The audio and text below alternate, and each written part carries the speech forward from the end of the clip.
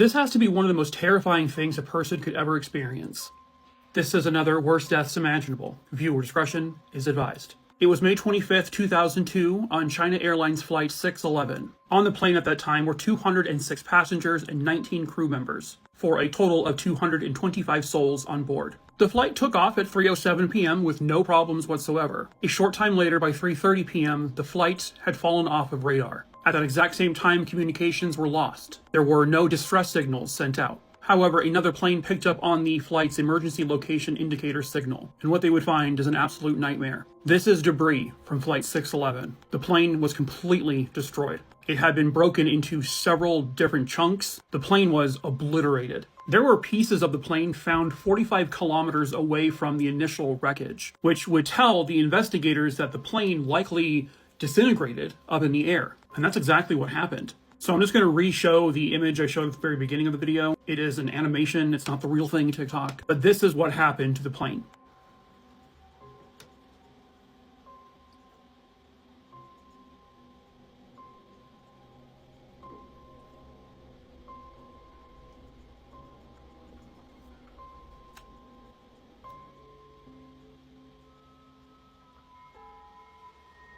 The investigation determined that there was some obvious structural damage to the plane. The tail was the first thing to completely rip and break apart, and then that next portion there broke off and flew, and then eventually the entire thing just completely disintegrated. It blew apart. While all the people aboard are, alive when this happened. And I'm sure there were probably a lot of people who were yanked from the plane, and then everyone else just fell to, this is 35,000 feet up. I don't imagine they would have survived that kind of thing, but to those who may have still been alive, they died on impact. They determined that this plane had some really bad maintenance issues, which is pretty much always the case with these things. There was an incident that took place 22 years prior. It had suffered a tail strike, and when they did the repair on the tail, apparently it wasn't done to code or guidelines.